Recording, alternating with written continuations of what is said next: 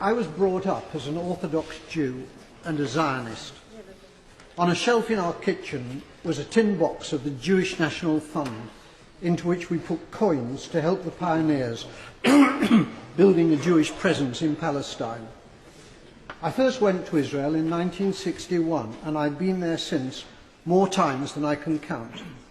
I had family in Israel, and I have friends in Israel. One of them fought in the wars of 1956, 1967 and 1973, and was wounded in two of them. The tie clip which I'm wearing is made from a campaign decoration awarded to him, which he presented to me. I've known most of the prime ministers of Israel, starting with the founding prime minister, David Ben-Gurion. Golda Meir was my friend.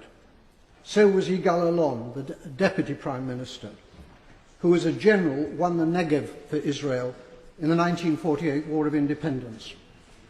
My parents came to Britain as refugees from Poland.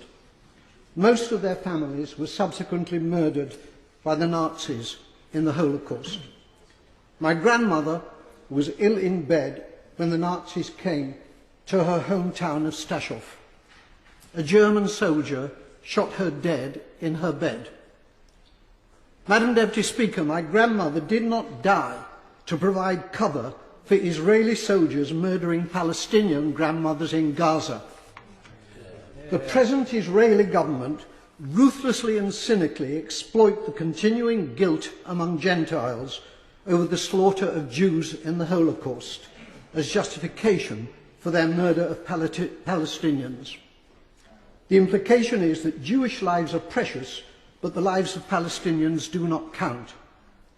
On Sky News a few days ago, the spokeswoman for the Israeli army, Major Leibovich, was asked about the Israeli killing of, at that time, 800 Palestinians. The total is now 1,000. She replied instantly, 500 of them were militants. That was the reply of a Nazi. I suppose that Jews fighting for their lives in the Warsaw Ghetto could have been dismissed as militants.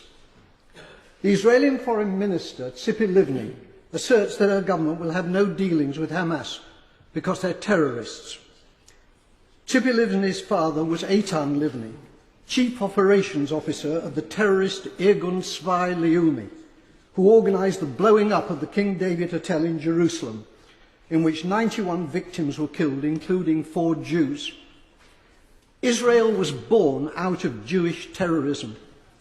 Jewish terrorists hanged 2 British sergeants and booby-trapped their corpses. Irgun, together with the terrorist Stern Gang, massacred 254 Palestinians in 1948 in the village of Deir Yassin. Today, the present Israeli government indicate that they will be willing, in circumstances acceptable to them, to negotiate with the Palestinian President Abbas of Fatah. It's too late for that, Madam Deputy Speaker. They could have negotiated with Fatah's previous leader, Yasser Arafat, who was a friend of mine. Instead, they besieged him in a bunker in Ramallah, where I visited him. It's because of the failings of Fatah since Arafat's death that Hamas won the election, the Palestinian election in 2006.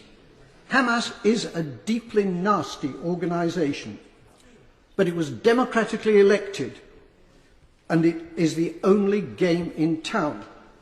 The boycotting of Hamas, including by our own government, has been a culpable error from which dreadful consequences have followed. The great Israeli Foreign Minister Abba Eban, with whom I campaigned for peace on many platforms, said, "You make peace by talking to your enemies."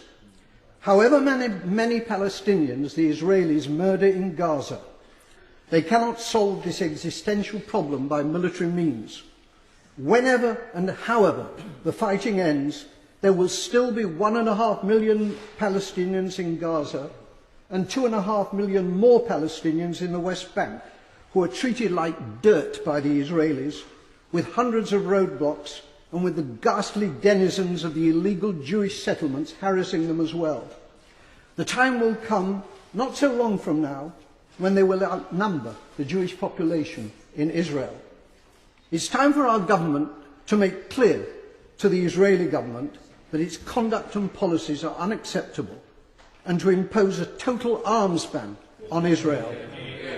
It is time for peace, but real peace, not the solution by conquest, which is the Israelis' real goal, but which is impossible for them to achieve. They're not simply war criminals, they're fools.